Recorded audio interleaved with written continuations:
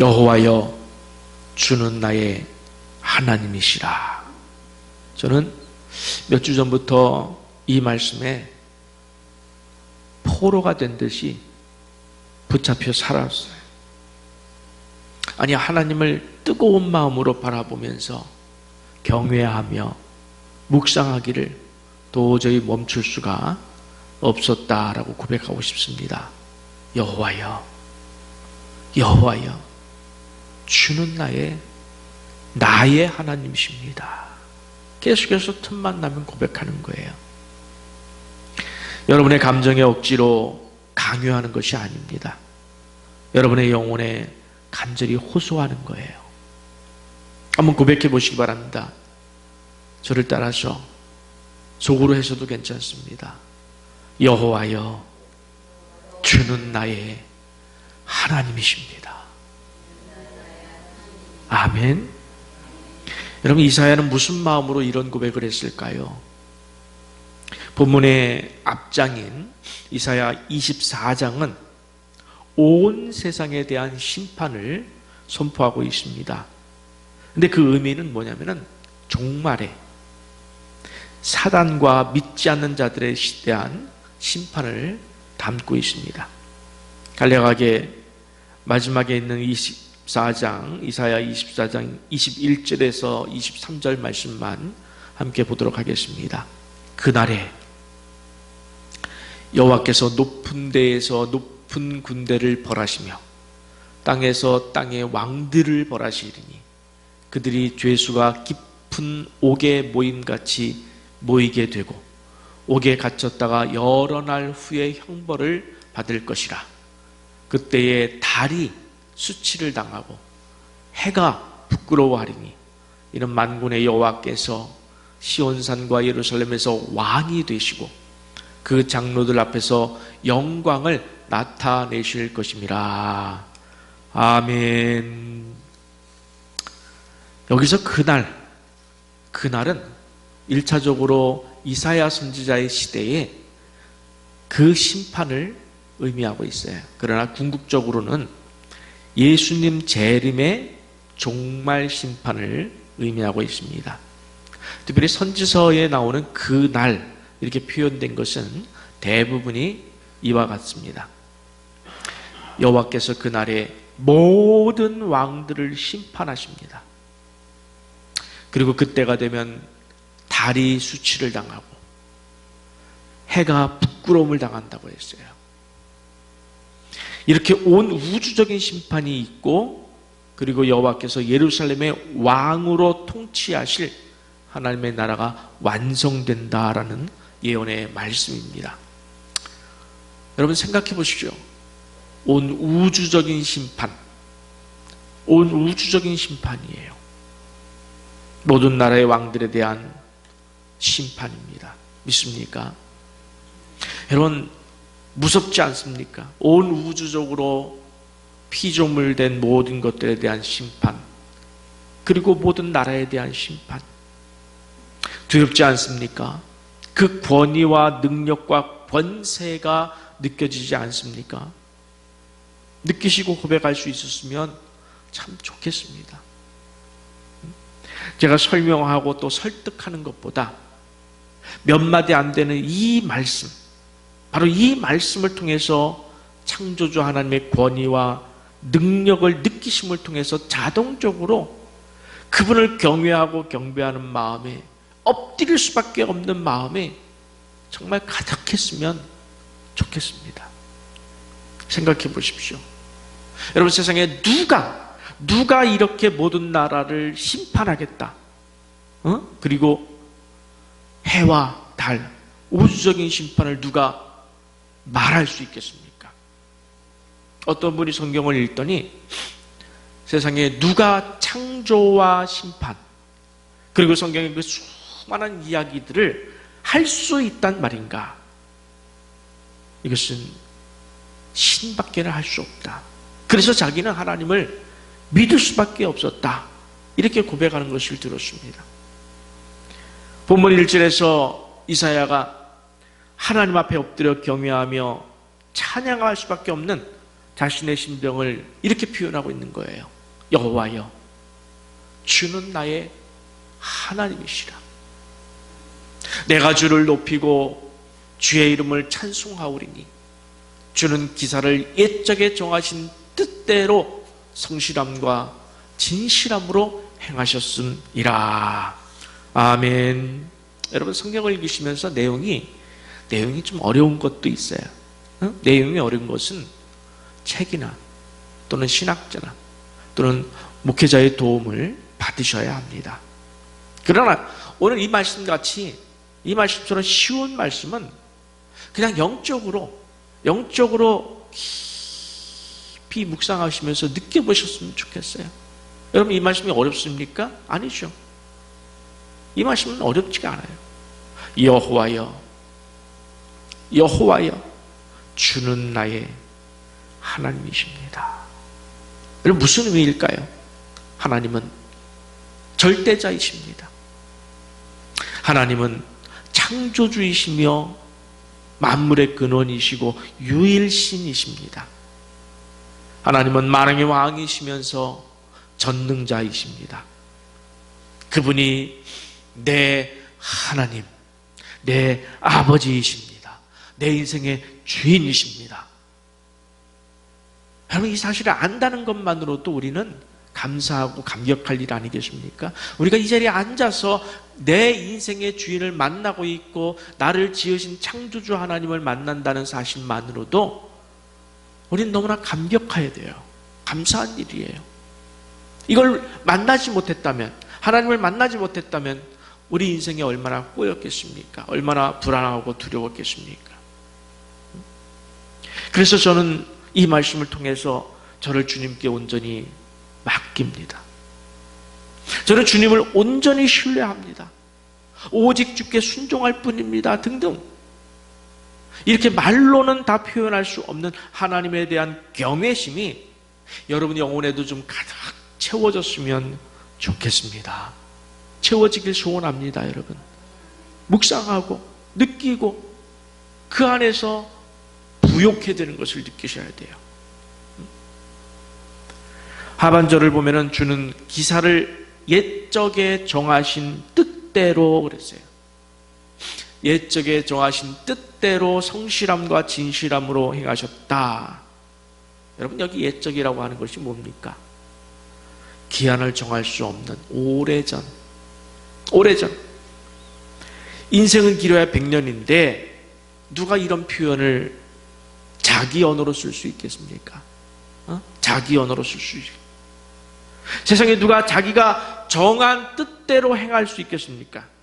내가 정했어요. 그럼 그 뜻을 다 행할 수 있는 사람이 있습니까? 만물의 영장이라고 하는 인간도 단 하루를 더 살고 싶은데 그 뜻을 이룰 수 있는 사람은 아무도 없어요. 타락한 아담의 후손인 인간은 절대적으로 선한 뜻을 품을 수 없어요. 품을 수도 없지만 선한 뜻을 품었다 할지라도 그것을 온전히 행할 능력이 없습니다. 인간은 시간에 갇혀 있고 공간에 갇혀 있고 제한적인 삶을 살아갈 수밖에 없기 때문에 자기가 정한 뜻을 행할 수 없어요. 누구도 오래전에 정한 뜻대로 모든 것을 행할 수 있는 그런 존재는 없습니다. 그러나 유일신이신 우리 아버지 하나님, 여호와 하나님, 그분만이 자신이 정하신 뜻대로 행하실 수 있음을 믿습니다. 그분이 정하셨으면 100% 이루어지는 줄 믿습니다. 그분이 하고자 하시면 다 하실 수 있는 줄 믿습니다. 그분은 창조주이시며 운행자이시며 사람의 마음까지도 움직이시는, 살피시는 하나님이시라고 그랬어요. 인간이 느끼는 시간과 공간이나 어떤 능력에 제한이 전혀 없으신 분이십니다. 본문 1절에서 하나님은 자신의 정하신 뜻을 어떻게 이루신다고 그랬습니까? 성실함으로, 진실함으로 이루신다, 행하신다라고 했습니다. 참 놀라운 표현이에요. 이 말은 무슨 말이냐면 영원토록 변치 않는다는 말이에요. 성실과 진실은 영원토록 그것이 변치 않는다는 약속입니다. 하나님은 변하지 않습니다.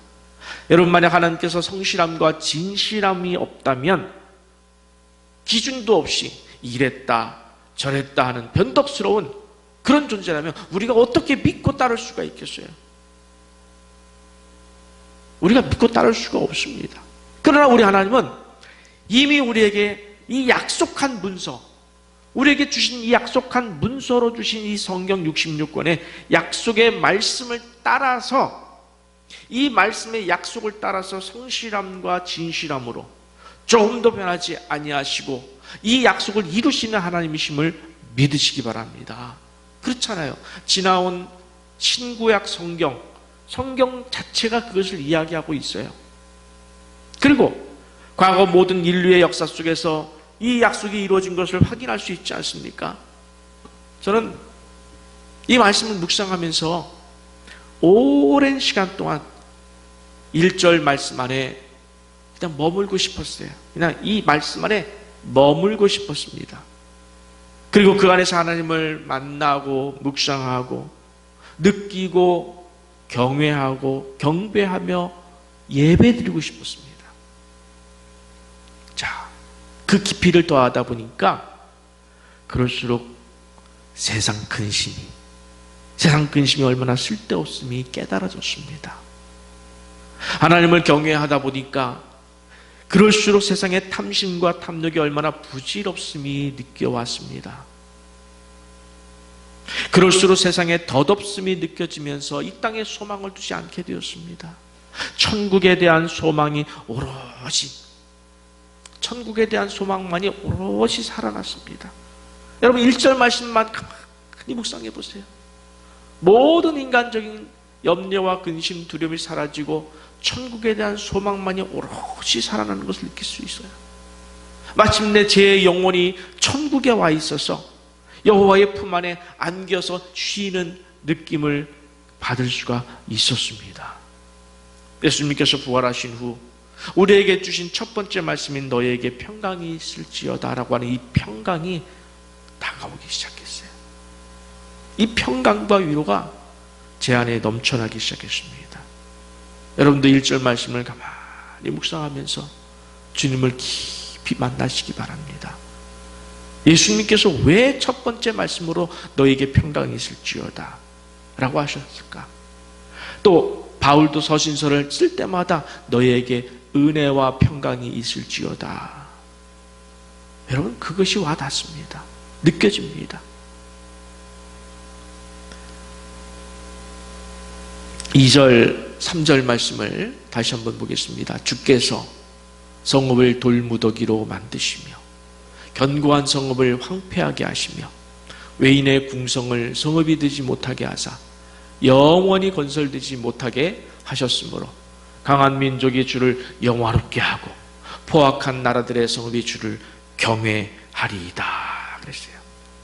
이 말씀은 앞에서 살펴본 24장 21절의 설명으로 보시면 좋습니다. 24장 21절을 보면은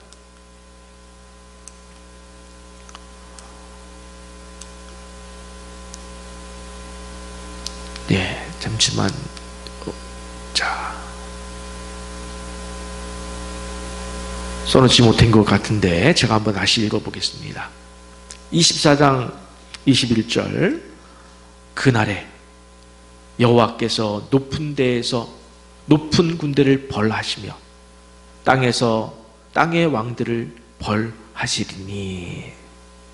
여러분, 세상에서 가장 큰 나라, 가장 견고한 성읍, 가장 힘이 있는 나라를 할지라도 전능하신 여호와께서 멸하리라 하시면 멸하실 수 있는 줄 믿습니다. 그래서 마침내 그 포악한 나라조차도 주를 경외한다는 거예요. 놀랍지 않습니까? 전 놀라워요. 죄악이 물러가고 마침내 모든 나라가 하나님이 통치하시는 하나님의 나라에 들어와서 주를 경외하는 날이 온다는 겁니다. 마침내 이 일을 정하셨고 이루시겠다는 약속이고 반드시 이루실 하나님이신 줄 믿습니다. 자, 여러분, 경외라는 것이 무엇일까요? 경외.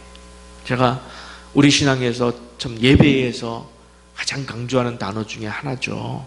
경외하라. 사전적인 의미를 보면은 공경하며 두려워하는 마음이라고 했어요.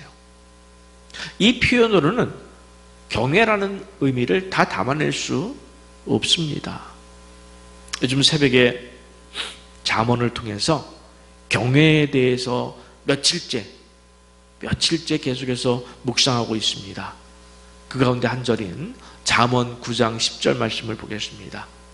여호와를 경외하는 것이 지혜의 근본이요 거룩하신 자를 아는 것이 명철이니라. 아멘.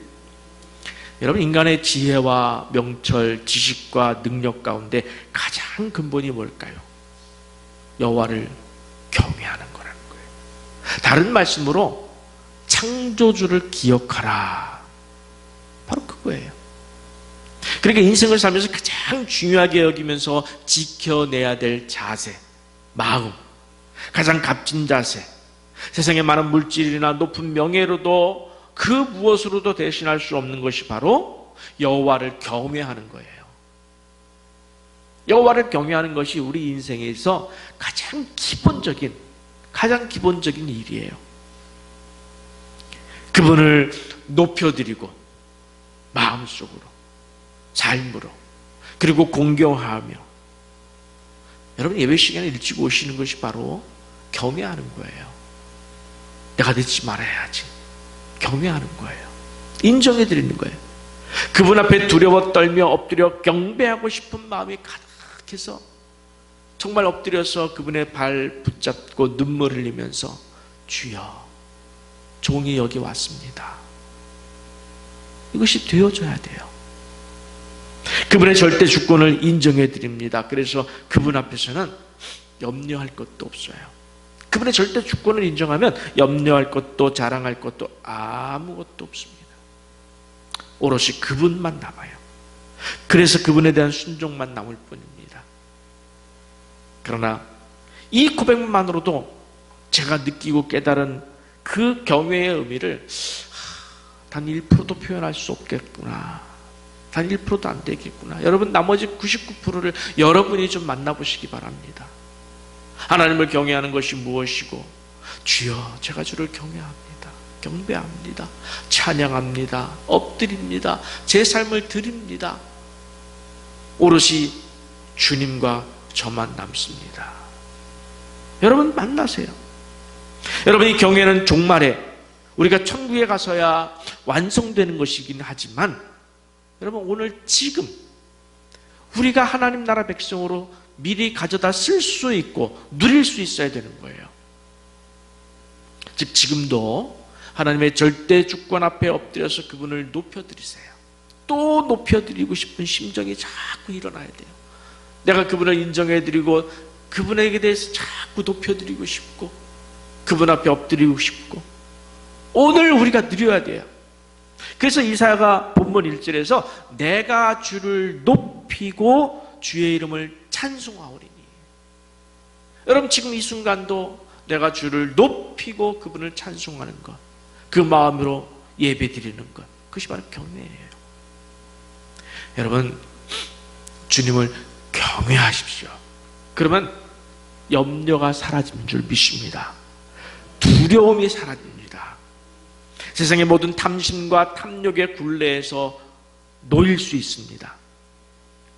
물질과 명예의 감옥에서 벗어날 수 있습니다. 여호와를 경외하십시오. 원수도 용서할 수 있습니다. 인간이란 존재, 나란 존재의 의미와 목적을 깨달아서 인간으로서 살아갈 수 있는 최고의 삶, 여러분 인간으로서 살아갈 수 있는 최고의 삶을 어디에서 찾겠습니까? 시작에서 찾아야죠. 시작이 누구십니까? 내 인생의 시작이 누구십니까? 여호와 하나님. 내 인생의 시작이고 마지막이고 근원이신 그 하나님, 창조주 하나님을 만나야 내 인생을 가장 잘 살아갈 수 있는 그 길이란 사실을 우리는 잊지 말아야 합니다. 아브라함은 하나님을 경외했기 때문에 아들 이삭도 번제로 드릴 수 있는 수준까지 갈 수 있었어요. 시간이 없어서 말씀을 다 찾지 못했습니다마는 아브라함이 아들 이삭을 하나님께 드릴 수 있었던 근본적인 믿음의 신앙은 어디서 출발하냐? 여호와를 경외하는 데서 출발했어요. 십계명을 지키는 것도 여호와를 경외하면서 출발하고 있습니다. 여러분, 모세를 살려낸 산파 있죠? 산파, 모세를 살려줬잖아요. 그도 하나님을 경외하는 마음이 있었기 때문에 바로의 권세도 두려워하지 않을 수 있었던 거예요. 여러분, 그 당시 바로의 권세가 얼마나 셌습니까? 히브리 민족 가운데 태어나는 아들이 있으면 산파에게 뭐라고 그랬어요? 죽여라. 만약에 죽이지 않으면 어떻게 되겠어요? 자신의 목숨이 날아갈 수 있는데, 그럼에도 불구하고 모세를 살려내는 것은 하나님을 경외함에 있다고 그랬어요. 요셉에게 하나님을 경외하는 마음이 있었기 때문에 자기를 종으로 팔았던 형제들을 다 용서할 수 있었습니다. 이게 어디서 출발하느냐? 용서가 하나님을 경외하는 데서 출발하는 거예요. 자, 조금 길지만 하나님을 경외하는 인생이 어떤 인생인지 레위기 19장 9절에서 16절을 한번 보시기 바랍니다. 여러분 한번 보세요. 너희가 너희의 땅에서 곡식을 거둘 때에 너는 밭 모퉁이까지 다 거두지 말고 내 떨어진 이삭도 줍지 말고. 저는 이 말씀이 참 멋진 구절이라고 생각해요. 멋진 인생 아닙니까? 곡식을 거둘 때에 밭 모퉁이까지 악착같이 떨어진 이삭 하나라도 그렇게 살지 말라. 이웃을 위해서. 10절 보세요. 내 포도원의 열매를 다 따지 말라. 내 포도원에 떨어진 열매도 줍지 말라. 왜요? 가난한 사람과 거류민을 위하여 버려두라. 그러면서 뭐라고 그랬습니까? 나는 너의 하나님 여호와니라. 무슨 말씀이에요? 조금 설명하고 넘어갈 필요가 있는 것 같아요. 여러분, 포도원의 열매를 다 따지 말고 줍지 말라고 한 것은 그것에 대해서 여러분 손해라고 생각하지 말라는 거예요. 그것에 대해서 내게 빈 것이라고 생각하지 말라는 거예요. 내가 너의 하나님 여호와라는 거예요. 무슨 말이죠? 내가 채우리라. 내가 채우리라. 내가 너를 도우리라. 내가 네 주인이라. 그러니 두려워하지 말고 흘려보내라. 흘려보내라는 거예요. 나는 너희의 하나님 여호와이니라. 얼마나 멋있습니까? 얼마나 좋습니까? 자, 11절부터 또 봅니다. 너희는 도둑질하지 말며 속이지 말며 서로 거짓말하지 말며 너희는 내 이름으로 거짓 맹세함으로 내 하나님 여호와의 이름을 욕되게 하지 말라. 나는 여호와이니라. 똑같은 의미예요. 우리가 도둑질하지 않고 속이지 않고 살아도 되는 것은 하나님께서 내 삶을 책임져 주실 것이기 때문인 줄 믿기 때문에 그러는 거예요. 그래서 나는 여호와이니라. 내가 너를 지키리라. 전능하신 하나님이 나를 도우시리라. 자, 13절부터 봅니다. 너는 내 이웃을 억압하지 말며 착취하지 말며 품꾼의 삭슬 아침까지 밤새도록 내게 두지 말며 너는 귀먹은 자를 저주하지 말며 맹인 앞에 장애물을 놓지 말라. 이런 삶을 살아야 하는 것은 네 하나님을 경외하라. 나는 여호와이니라. 우리가 이런 삶을 살아야 될 유일한 이유는 네 하나님 여호와를 경외하면은 이런 삶을 살 수가 있습니다. 억지로 사는 거 아니에요. 살게 되는 겁니다. 너희는 재판할 때에 불의를 행하지 말며 가난한 자의 편을 들지 말며 세력 있는 자라고 두둔하지 말고 공의로 사람을 재판할지며 너는 내 백성 중에 돌아다니며 사람을 비방하지 말며 내 이웃의 피를 흘려 이익을 도모하지 말라. 나는 여호와이니라. 나는 여호와이니라. 여러분, 하나님을 경외하십시오. 이것이 우리 인생의 문제, 모든 문제의 답인 줄 믿습니다. 그러면 여러분의 물질을 이웃을 위하여 나누면서도 여러분 하나님을 경외하는 마음으로 나누면 억울하지 않아요. 인색하지 않습니다. 아끼는 마음이 없어요. 하나님을 경외하고 그분이 나의 모든 것을 채워주실 것을 믿기 때문에 주시는 마음대로 흘려보내라. 네, 흘려보내겠습니다. 오히려 하나님의 뜻에 동참하여 쓰임받고 있음에 감사한 인생이 되는 거예요. 여러분, 하나님의 손에 붙들린 인생, 내가 쓰임받고 있는 인생이라는 것, 이것만큼 복이 또 있을까요? 제가 늘 쓰는 표현입니다만 똥친 막대기로라도 그래도 쓰임받을 수만 있다면 저는 최고의 인생이라고 저는 믿습니다. 그래서 범사에 감사하라는 말씀이 와 닿는 거예요.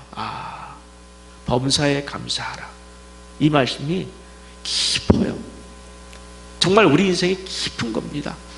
항상 기뻐하라. 쉬지 말고 기도하라. 범사에 감사하라. 여러분, 하나님을 경외하십시오. 도둑질이나 거짓말 같은 죄의 유혹과 협박을 이겨낼 수 있습니다. 이웃을 존귀하게 여기고 그를 축복하는 마음이 생깁니다. 재판할 때도 공정할 수 있는 지혜가 생깁니다. 비방하거나 이웃의 것을 탐하거나 부러워하는 마음이 없어져요.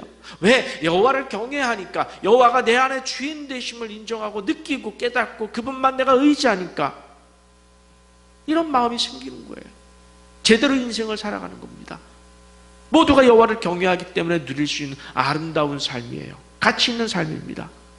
자, 함께 신명기 10장 12절에서 13절 보겠습니다.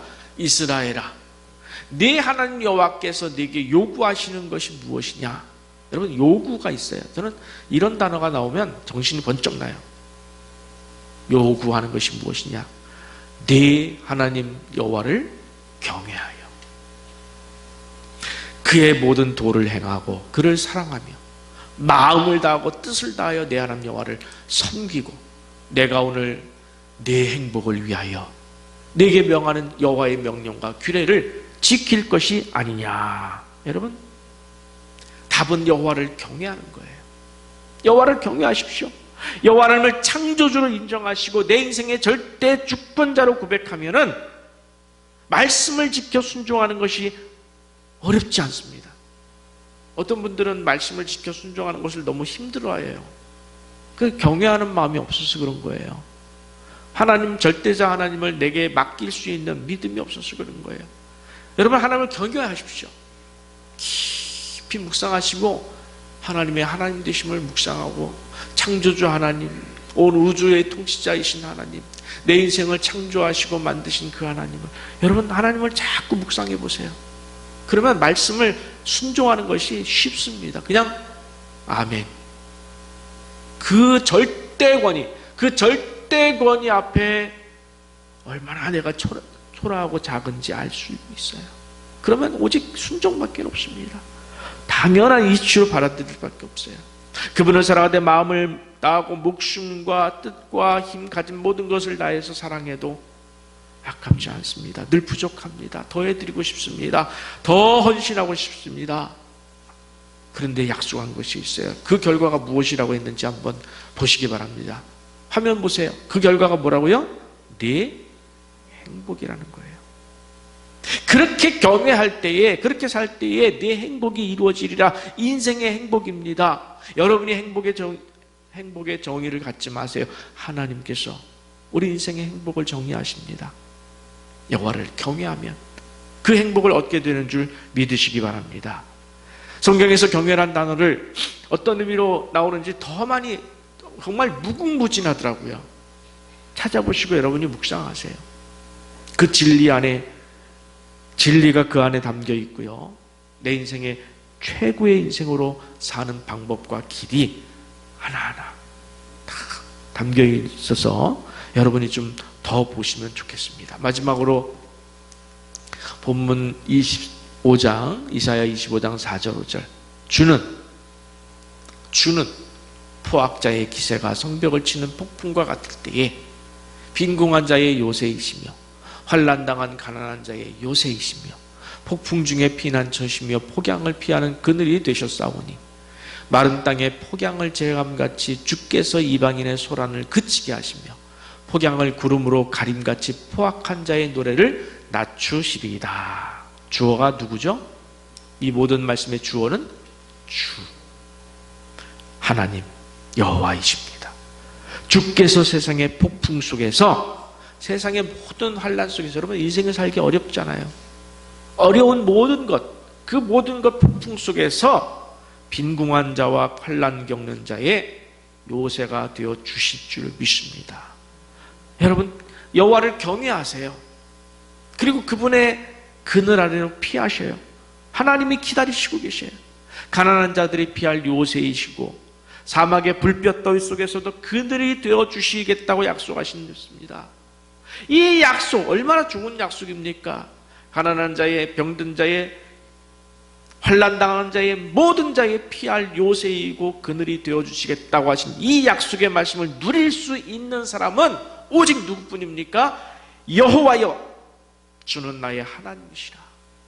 주는 나의 하나님이시라. 주만이 나의 하나님이시라. 고백하며 경외하고 엎드리는 자의 받을 상인 줄 믿습니다. 진정으로 여기에 모인 새생명가족 모두가, 그리고 또 이 설교를 들으시는 모든 하나님의 백성들이, 자, 한 번 더 합시다. 여호와여, 주는 나의 하나님이시라. 여호와여, 주는 나의 하나님이시라. 여호와여, 주는 나의 하나님이시라. 이 고백을 하루 24시간 언제 어디서라도 올려드리심을 통해서 하나님께서 주시려고 손에 들고 계신, 여러분에게, 내 백성에게 나만 의지하는, 나만 바라보는, 그렇잖아요. 하나님께서 나만 바라보는 백성, 나만 의지하는 백성을 그걸 내버려 두시겠습니까? 아니잖아요.